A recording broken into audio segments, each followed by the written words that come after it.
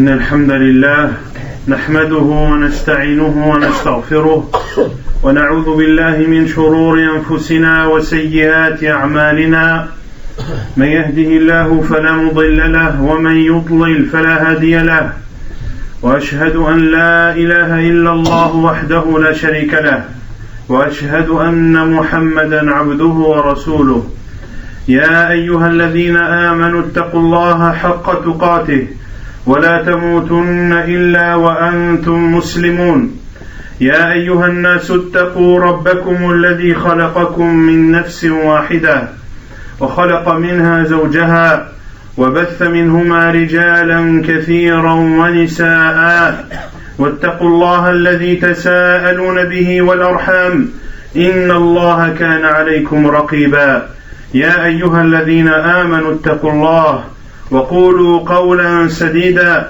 يصلح لكم أعمالكم ويغفر لكم ذنوبكم ومن يطع الله ورسوله فقد فاز فوزا عظيما أما بعد فإن أصدق الحديث كتاب الله تعالى وخير الهدي هدي محمد صلى الله عليه وسلم وشر الأمور محدثاتها وكل محدثة بدعة وكل بدعة ضلالة وكل ضلالة في النار أما بعد قد روى الإمام الترمذي في سننه من حديث أبي هريرة رضي الله عنه قال رسول الله صلى الله عليه وسلم من يأخذ عني هؤلاء الكلمات فيعمل بهن أو يعلم من يعمل بهن فقال أبو هريرة رضي الله عنه فقلت أنا يا رسول الله فأخذ بيدي فعد 5 وقال صلى الله عليه وسلم اتق المحارم تكن أعبد الناس وارض بما قسم الله لك تكن أغنى الناس وأحسن إلى جارك تكن مؤمنا وأحب للناس ما تحب لنفسك تكن مسلما ولا تكثر الضحك فإن كثرة الضحك تميت القلب وهو حديث حسن كما حسنه الإمام الألباني رحمه الله. فهذه الكلمات تعتبر من جوامع الكلم من جوامع كلمه صلى الله عليه وسلم. رغب النبي صلى الله عليه وسلم في أخذنا للعمل بها ولتعليمها من باب تكميل النفس ثم تكميل الغير فإن كمال النجاة متوقف على تكميل النفس وتكميل الغير كما قال تعالى والعصر إن الإنسان لفي خسر إلا الذين آمنوا وعملوا الصالحات. فبهذه الأعمال كملوا أنفسهم وتواصوا بالحق وتواصوا بالصبر لتكميل غيرهم. وقول أبي هريرة رضي الله عنه أنا يا رسول الله أي أنا آخذ عنك هذه الكلمات وفيه إشارة إلى ما كان عليه من الحرص على الخير رضي الله تعالى عنه. وقوله فأخذ بيدي أي أن النبي صلى الله عليه وسلم أخذ بيده لعد هذه الكلمات أو لأنه صلى الله عليه وسلم كان يأخذ عند التعليم بيد من يعلمه. وقوله فعد 5 أي من الخصال أو عد 5 من الأصابع على ما هو متعارف واحدة بعد واحدة. وقال عليه الصلاة والسلام اتق المحارم تكن أعبد الناس أي احذر الوقوع في جميع ما حرم الله عليك والله عز وجل يقول وقد فصل لكم ما حرم عليكم. فالمحرمات المقطوع بها مذكورة في الكتاب والسنة فما ورد التصريح بتحريمه في كتاب الله وفي سنة رسول الله صلى الله عليه وسلم فهو محرم، وقد تستفاد الحرمة من النهي كما تستفاد أيضا من الوعيد الشديد المترتب على الفعل. Abu Huraira radiallahu anhu rapporte du prophète sallallahu alayhi wa sallam, comme cela est rapporté dans les sunan de l'imam al-Tirmidhi rahimahullah ta'ala.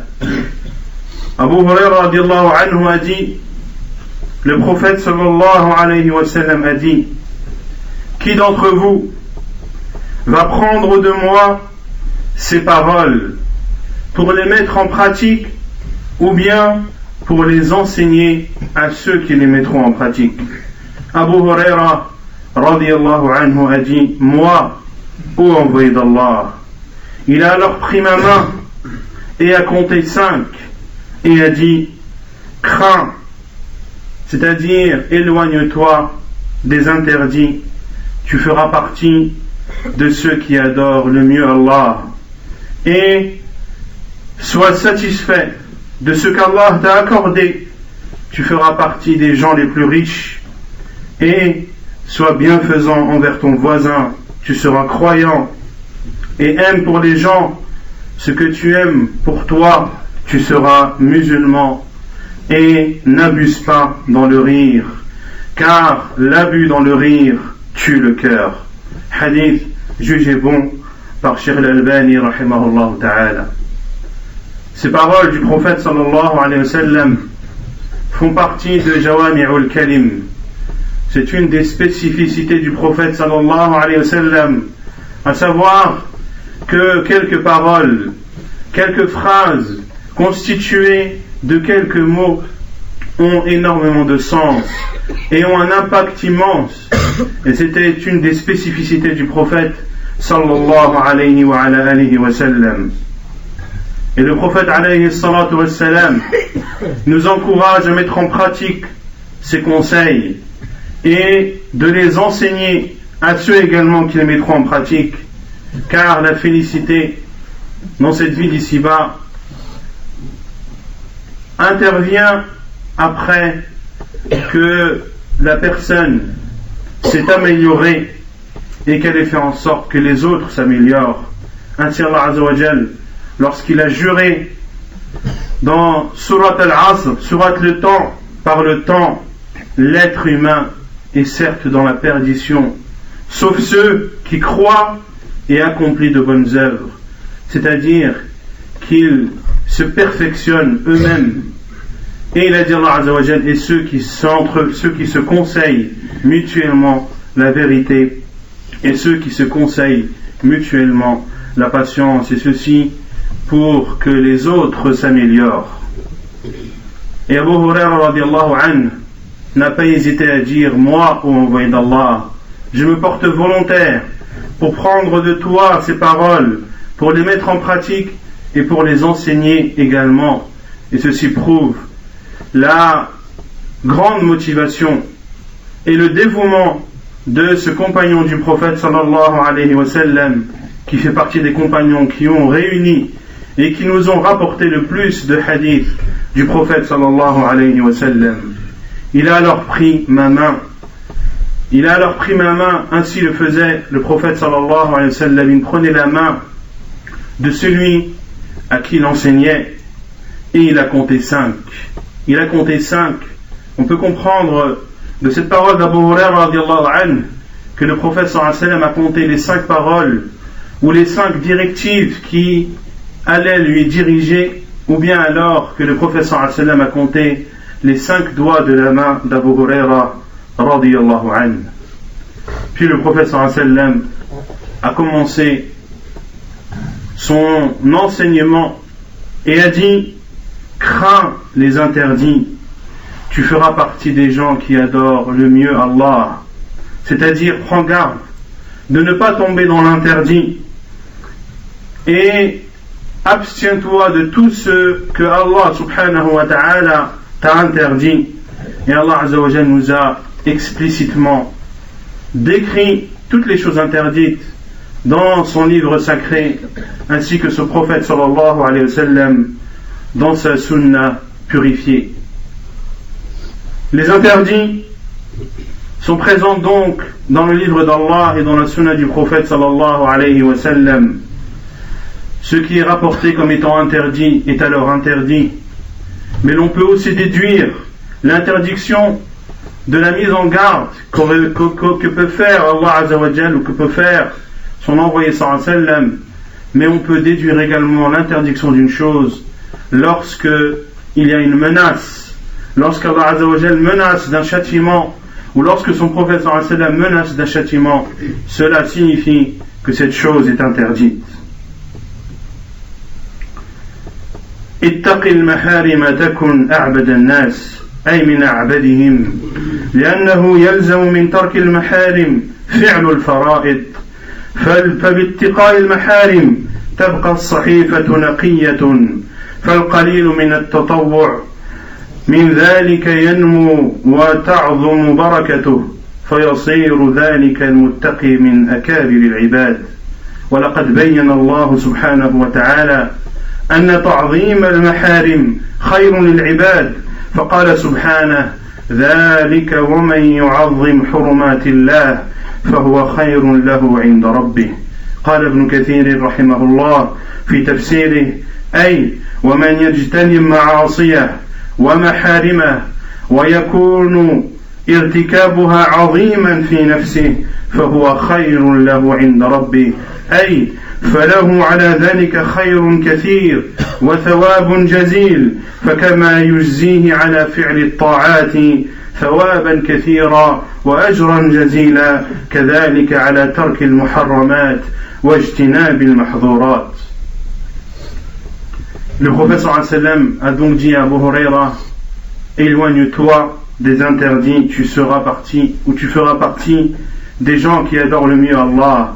C'est-à-dire que tu adoreras le plus Allah Azza wa Jal, car le fait de délaisser les interdits implique clairement l'accentuation des adorations, et le fait de faire les obligations et de délaisser les interdits va faire en sorte que tes péchés seront moindres, et donc que le peu de bonnes actions que tu feras t'apportera énormément de bien, et elles ne seront pas effacées ni annulées par des interdits.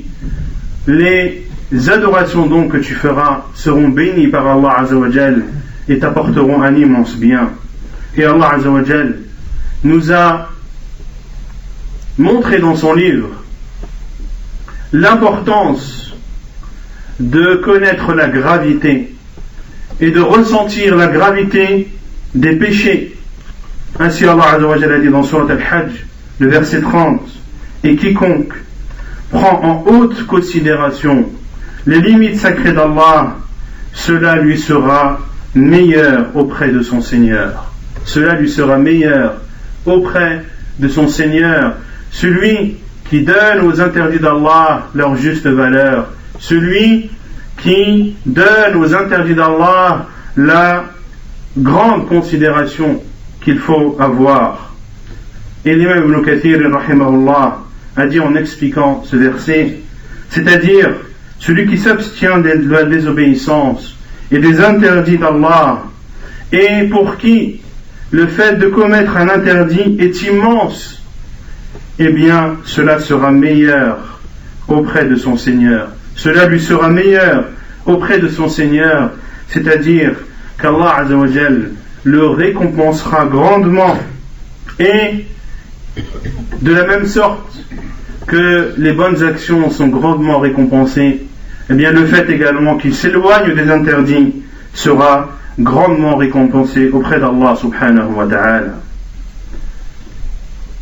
اتق المحارم تكن أعبد الناس وارض بما قسم الله لك تكن أغنى الناس فمعناه اقنع بما أعطاك الله واجعله حظك من الرزق تكن أغنى الناس فإن من قنع استغنى وقد قال النبي صلى الله عليه وسلم كما جاء في الصحيحين ليس الغنى عن كثرة العرض ولكن الغنى غنى النفس. ليس الغنى عن كثرة العرض، والعرض هو ما ينتفع به من متاع الدنيا، ولكن الغنى غنى النفس. وقال الحافظ ابن حجر العسقلاني رحمه الله في كتابه الفتح: والحاصل أن المتصف بغنى النفس يكون قانعا بما رزقه الله، لا يحرص على الازدياد لغير حاجة، ولا يلح في الطلب، ولا يحلف في السؤال، بل يرضى بما قسم الله له، فكأنه واجد أبدا. والمتصف بفقر النفس على الضد منه، لكونه لا يقنع بما أعطي، بل هو أبدا في طلب الازدياد من أي وجه أمكنه، ثم إذا فاته المطلوب حزن وأسف، فكأنه فقير من المال، لأنه لم يستغن بما أعطي، فكأنه ليس بغني.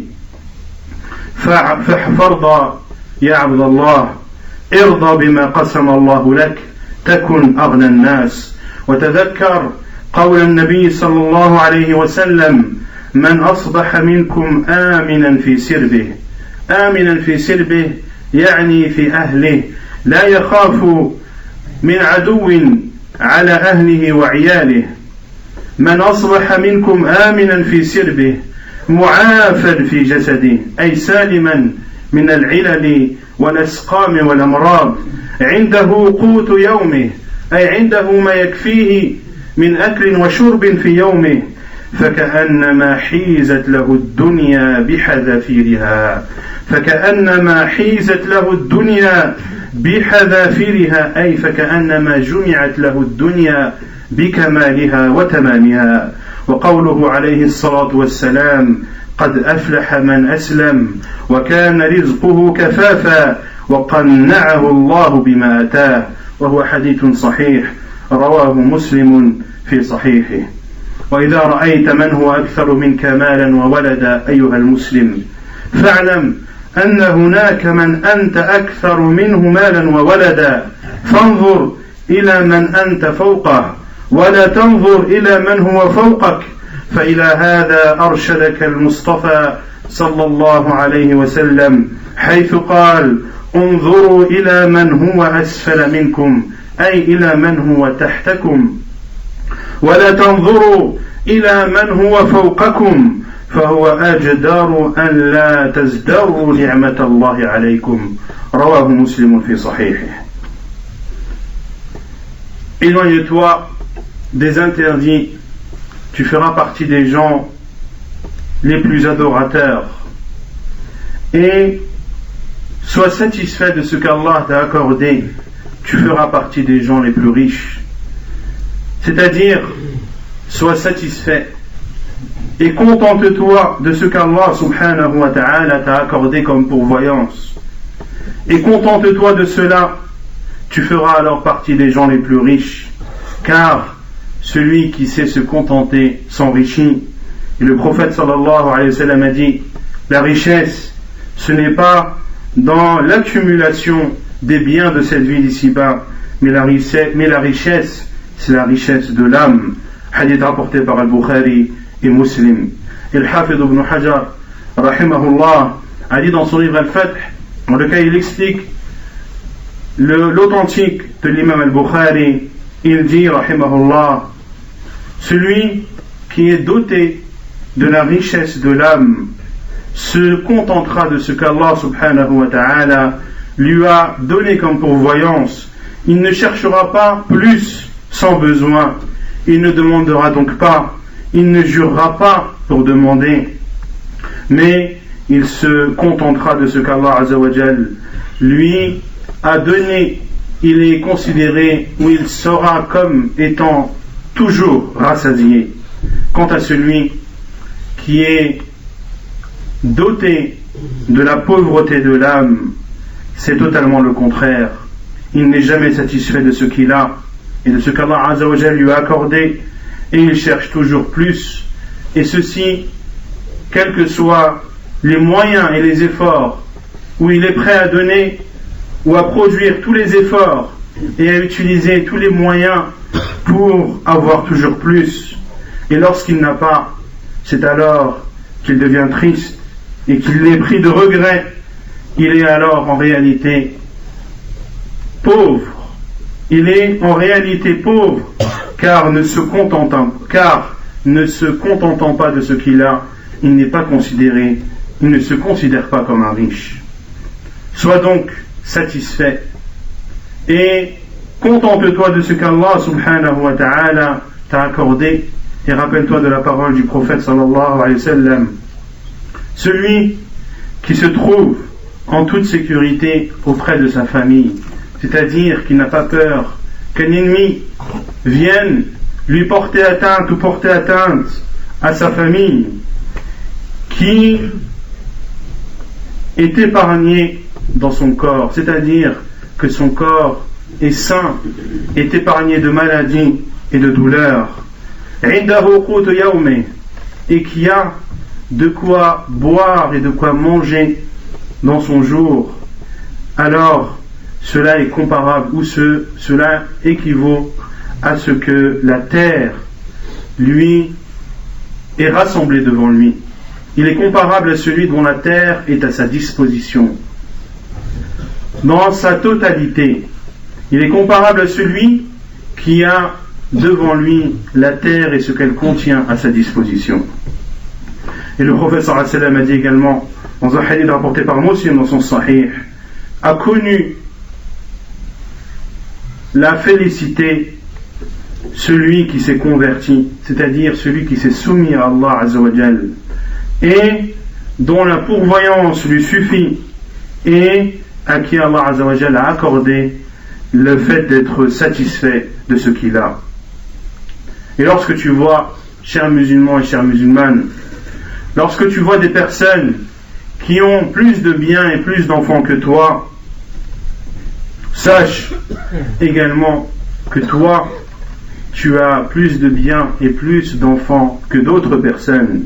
Regarde donc toujours ceux qui sont en dessous de toi et ne regarde pas ceux qui sont au-dessus de toi, car c'est à cela qu'a appelé le prophète sallallahu alayhi wa sallam lorsqu'il a dit dans le hadith authentique rapporté par Muslim dans son Sahih, regardez ceux qui sont en dessous de vous et ne regardez pas ceux qui sont au-dessus de vous, cela est plus propice, ou de peur que vous ne minimisiez les bienfaits d'Allah sur vous. أقول قولي هذا واستغفر الله.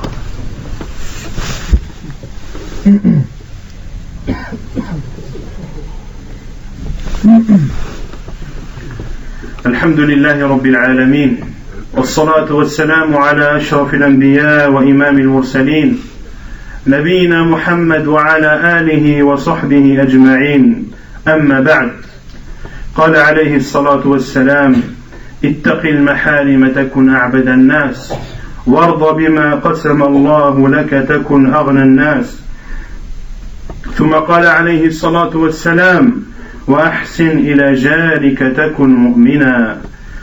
تكن مؤمنا يعني كامل الإيمان لأن الإيمان كما هو مقرر عند أهل السنة والجماعة يزيد وينقص يزيد بالطاعات وينقص بالمعاصي والسيئات وقد أمر الله بالإحسان إلى الجيران فقال تعالى واعبدوا الله ولا تشركوا به شيئا وبالوالدين إحسانا وبذي القربى واليتامى والمساكين والجار ذي القربى والجار الجنب والصاحب بالجنب وابن السبيل وما ملكت أيمانكم.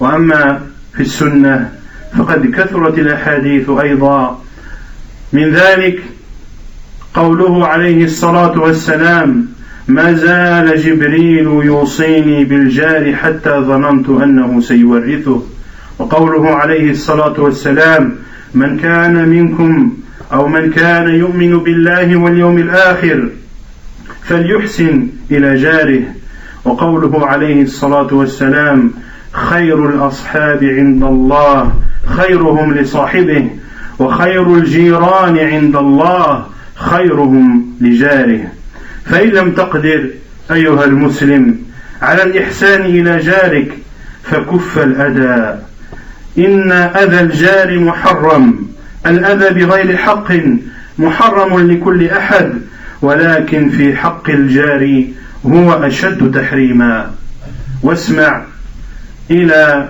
حديث رواه الإمام أحمد في مسنده عن المقداد بن الأسود وهو حديث صحيح قال رسول الله صلى الله عليه وسلم وهو يخاطب بعض أصحابه ما تقولون في الزنا قالوا حرام حرمه الله ورسوله فهو حرام إلى يوم القيامة فقال رسول الله صلى الله عليه وسلم لأن يزني الرجل ب10 نسوة أيسر عليه من أن يزني بامرأة جاره قال فما تقولون في السرقة قالوا حرام حرمها الله ورسوله فهي حرام قال لأن يسرق الرجل من 10 أبيات أيسر عليه من أن يسرق من بيت جاره والعياذ بالله. Éloigne-toi des interdits, tu feras partie des plus grands adorateurs. Et sois satisfait de ce qu'Allah t'a accordé, tu feras partie des gens les plus riches. Et sois bienfaisant envers ton voisin, tu seras croyant. Tu seras croyant, c'est-à-dire que ta foi sera complète. Car la foi, comme cela est approuvé, ou comme cela doit être la croyance de chaque musulman, la foi augmente et diminue. Elle augmente grâce aux adorations et elle baisse à cause des péchés et des désobéissances. Et Allah Azza wa Jal, dans son livre sacré, nous a ordonné d'être bienfaisants envers les voisins. Il dit subhanahu wa ta'ala dans le verset 36 de Sourate les femmes, adorez Allah et ne lui donnez aucun associé, agissez avec bienfaisance envers vos pères et mères, les proches, les orphelins, les pauvres, le proche voisin, le voisin lointain, le collègue et le voyageur. Quant au hadith du prophète sallallahu alayhi wa sallam, ils sont également nombreux à ce sujet. Parmi les paroles du prophète sallallahu alayhi wa sallam, sa parole lorsqu'il dit Jibril n'a cessé de me conseiller sur le voisin jusqu'à ce que j'ai cru que ce voisin allait avoir une part d'héritage. Hadith rapporté par Al-Bukhari et Muslim. Et il dit aussi sallallahu alayhi wa sallam, comme cela est rapporté par Muslim dans son Sahih, celui qui croit en Allah et au jour dernier, qu'il soit bienfaisant envers son voisin. Et il dit aussi sallallahu alayhi wa sallam, dans un hadith authentique rapporté par At-Tirmidhi dans ses Sunan, les meilleurs des amis ou les meilleurs des compagnons chez Allah sont ceux qui sont les meilleurs avec leurs compagnons, et les meilleurs voisins auprès d'Allah sont ceux qui sont les meilleurs avec leurs voisins. Si tu ne peux pas, chers musulmans et chères musulmanes, si tu ne peux pas être bienfaisant envers tes voisins, alors au minimum épargne-les de ton mal, car le mal ou d'offenser le voisin est interdit. L'offense envers quiconque sans droit est interdite, mais l'interdiction est d'autant plus prononcée lorsque il s'agit du voisin.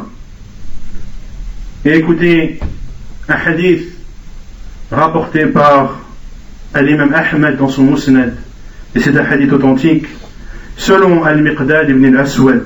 Il dit, le prophète sallallahu alayhi wa sallam a dit, en s'adressant à certains de ses compagnons, que dites-vous sur la fornication? Ils ont dit, elle est interdite. Elle est interdite.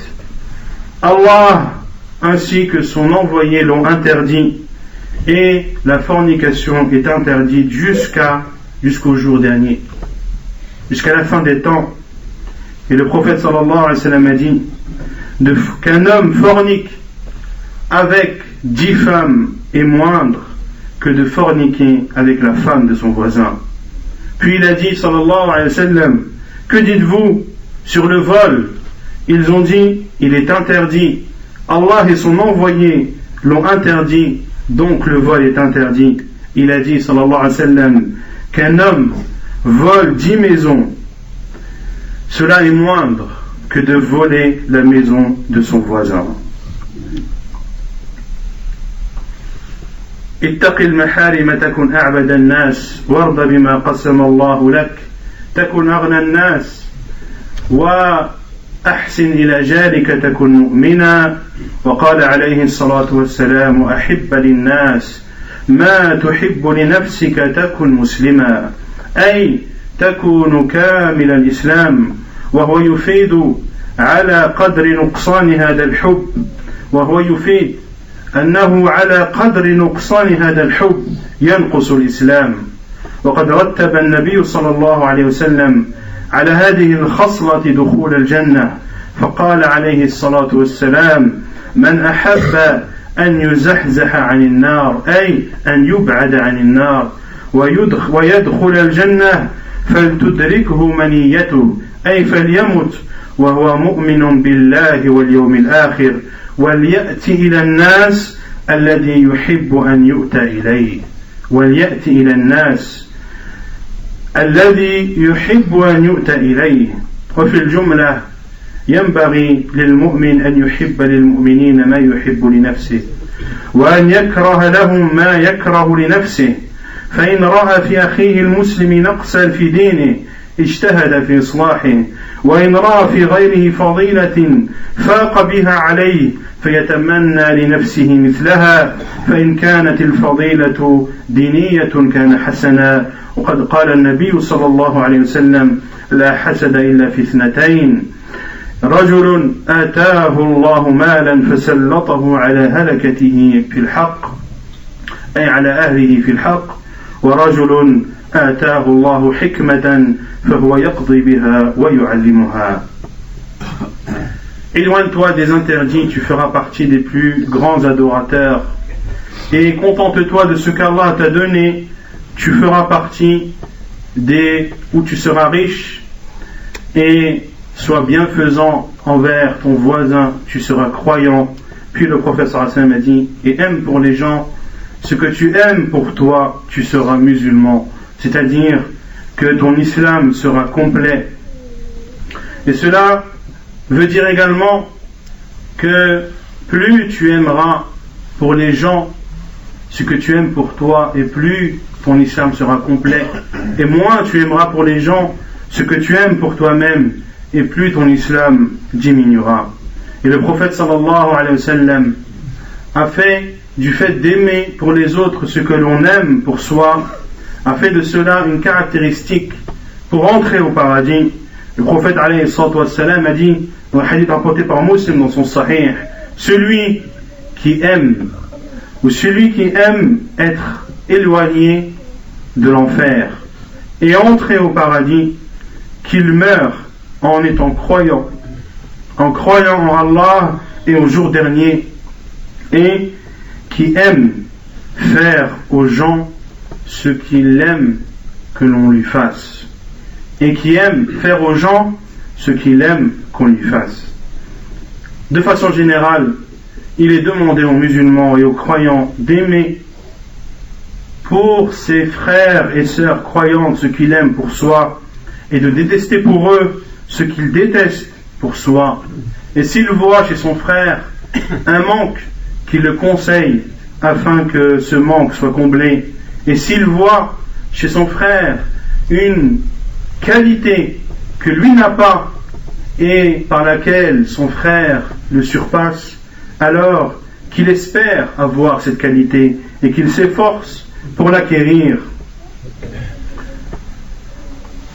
ثم قال عليه الصلاة والسلام ولا تكثر الضحك فإن كثرة الضحك تميت القلب ففيه النهي الظاهر عن كثرة الضحك وبيان سبب النهي وهو أن كثرة الضحك تميت القلب أي تجعله مغمورا في الظلمات بمنزلة الميت لا ينفع نفسه بنافعه ولا يدفع عنها شيئا من مكروه وفي الحديث إذان بالإذن في قليل الضحك لا سيما للمصلحة، وهذا هو هدي النبيين وعباد الله الصالحين. قال تعالى عن سليمان لما سمع قول النمل قالت نملة يا أيها النمل ادخلوا مساكنكم لا يحطمنكم سليمان وجنوده وهم لا يشعرون فتبسم ضاحكا من قولها. فتبسم سليمان عليه السلام ضاحكا من قولها. وأما نبينا عليه الصلاة والسلام فقد كان جل ضحكه التبسم، كما في الصحيح عن سماك بن حرب قال قلت لجابر بن سمرة أكنت تجالس رسول الله صلى الله عليه وسلم؟ قال نعم كثيرا، كان لا يقوم من مصلاه الذي يصلي فيه الصبح حتى تطلع الشمس، فإذا طلعت الشمس قام، وكانوا أي أصحابه يتحدثون فيأخذون في أمر الجاهلية فيضحكون ويتبسم. كانوا هم يضحكون وكان النبي صلى الله عليه وسلم يتبسم، وهذه كانت عادته، فكان عليه الصلاة والسلام في أغلب الأحوال يتبسم. وقيل لعمر هل كان أصحاب رسول الله صلى الله عليه وسلم يضحكون؟ قال نعم، والإيمان والله أثبت في قلوبهم من الجبال الرواسي. ولقد بلغ من سماحة الإسلام أن جعل التبسم وطلاقة الوجه عند لقاء الأخ لأخيه من الصدقات.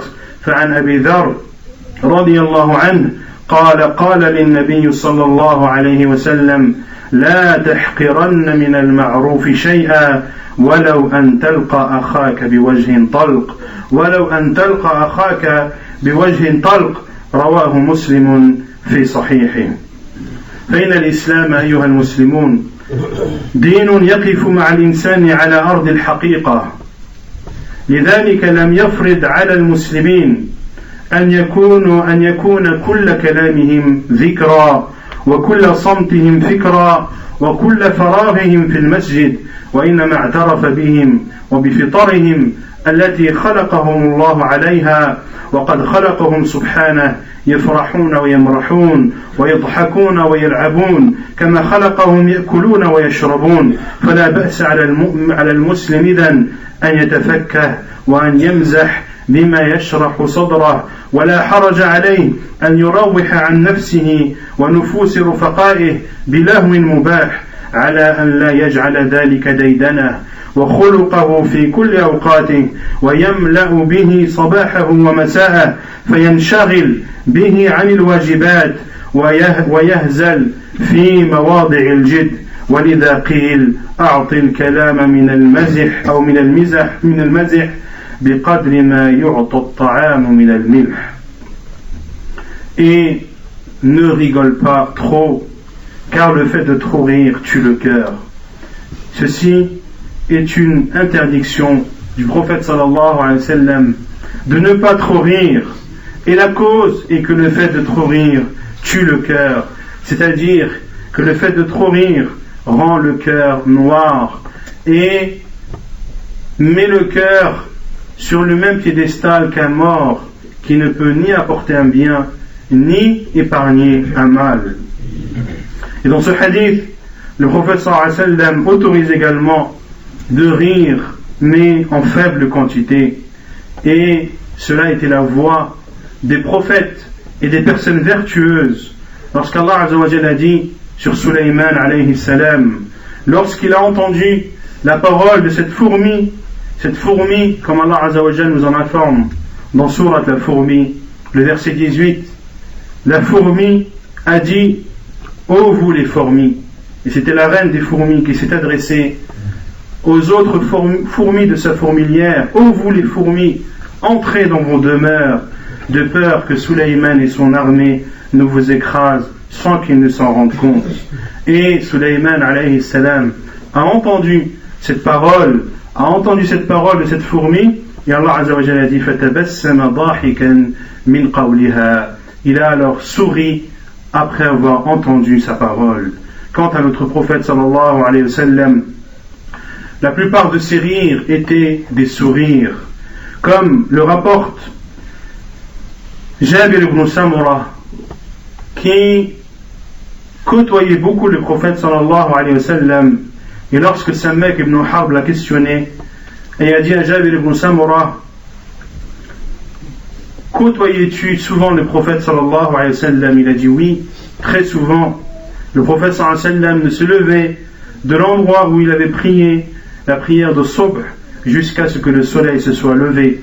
Et lorsque le soleil s'était levé, il partait et il parlait, c'est-à-dire les compagnons du prophète sallallahu alayhi wa sallam. Il parlait des faits qui ont eu lieu pendant la période anti-islamique. Il rigolait et lui souriait. Ses compagnons radiyallahu anhum rigolaient quant au prophète sallallahu alayhi wa sallam, il se contentait de sourire. Et il a été dit à Omar ibn al-Khattab, est-ce que les compagnons du prophète sallallahu alayhi wa sallam riaient? Il a dit oui, et leur foi par Allah était plus ferme qu'une montagne ancrée. Et l'islam a fait du sourire un acte par lequel le musulman est récompensé. Et le prophète sallallahu alayhi wa sallam a dit à Abu Dharr al-Ghifari radiyallahu anhu, ne minimise aucun bien, même minime soit-il, même le fait de rencontrer ton frère avec un visage souriant. L'islam est donc une religion qui s'accorde avec l'être humain. Pour cela que l'islam n'a pas ordonné aux musulmans que toutes leurs paroles soient rappels, que tout leur silence soit réflexion, que tout leur temps libre se passe à la mosquée, mais l'islam a pris en compte la nature de l'être humain, car le législateur de cette religion est Allah Azza wa Jal, et c'est lui qui connaît le mieux ses serviteurs. Pour cela qu'Allah Azza wa Jal a légiféré cette religion pour qu'elle soit en parfait accord avec la nature de l'être humain, un être humain qui est joyeux, un être humain qui rigole et qui s'amuse, un être humain qui mange et qui boit. Il n'y a donc pas de mal à rire, à plaisanter, à faire rire ses amis et ses frères, mais à condition que cela ne soit pas une habitude, à condition que cela ne se passe pas tout le long de la journée, à condition que cela ne remplisse pas ses matins et ses soirs, et à condition également que cela ne le préoccupe pas sur les obligations, et à condition également de ne pas rire dans les moments où il faut être sérieux. Et c'est pour cela qu'il a été dit, donne à la parole du rire ce que tu donnes au repas comme sel. نسأل الله تبارك وتعالى أن يفقهنا في ديننا اللهم فقهنا في ديننا اللهم علمنا ما جهلنا وانفعنا بما علمتنا يا قوي يا عزيز اللهم اغفر لحينا وميتنا وشاهدنا وغائبنا اللهم اجعلنا ممن يعمل بهذه الخصال الخمس اللهم اجعلنا ممن يعمل بهذه الخصال الخمس وممن يعلمها للناس لأجل أن يعملوا بها وصلى الله وسلم وبارك على نبينا محمد وعلى آله وصحبه أجمعين وآخر دعوانا أن الحمد لله رب العالمين.